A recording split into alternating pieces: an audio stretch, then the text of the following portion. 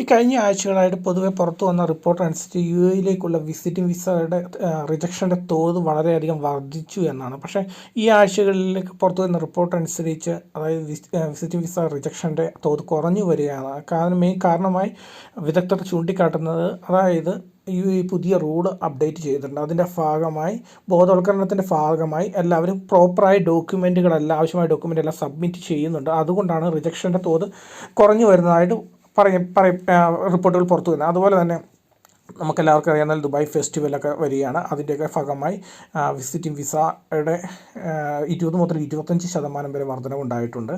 അതുപോലെ ഇതെന്തുകൊണ്ടാണ് ഇങ്ങനെ നിങ്ങളുടെ വിസ റിജക്റ്റ് ആവണേ എന്നൊന്ന് ചോദിച്ചാൽ അതായത് നിങ്ങൾ പ്രോപ്പറായിട്ടുള്ള ഡോക്യുമെൻറ്റ് സബ്മിറ്റ് ചെയ്യുന്നില്ല.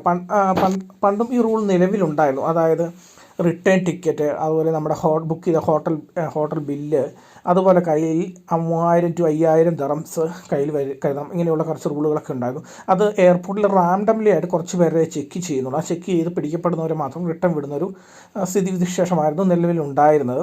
അത് മാറ്റി ഇപ്പോൾ ആ റൂൾ കുറച്ചുകൂടി കർശനമാക്കി എല്ലാവരിലേക്കും ചെക്കിങ് വരികയാണ്. അതായത് ഇപ്പം എയർപോർട്ടുകളിലല്ല ചെക്കിങ് ഉണ്ടാകുന്നത്. അതായത് നമ്മൾ വിസയ്ക്ക് അപ്ലൈ ചെയ്യുന്ന ആ പോർട്ടിൽ തന്നെ ഈ ആവശ്യമായ ഡോക്യുമെൻറ്റുകളെല്ലാം നമ്മൾ സബ്മിറ്റ് ചെയ്യണം. എന്തൊക്കെ ഡോക്യുമെൻ്റാണെന്ന് വെച്ചാൽ നിങ്ങൾ വിസിറ്റ് വിസയ്ക്ക് വരികയാണെങ്കിൽ നിങ്ങളിപ്പോൾ ഒരു മാസം വിസിറ്റ് വിസയാണ്, നിങ്ങൾ 3000 ദിർഹംസ് കയ്യിൽ ക്യാഷ് കരുതണം. അതുപോലെ തന്നെ നിങ്ങൾക്ക് തിരിച്ചു പോരാനുള്ള റിട്ടേൺ ടിക്കറ്റ്, ഫ്ലൈറ്റ് ടിക്കറ്റും കയ്യിൽ കരുതണം.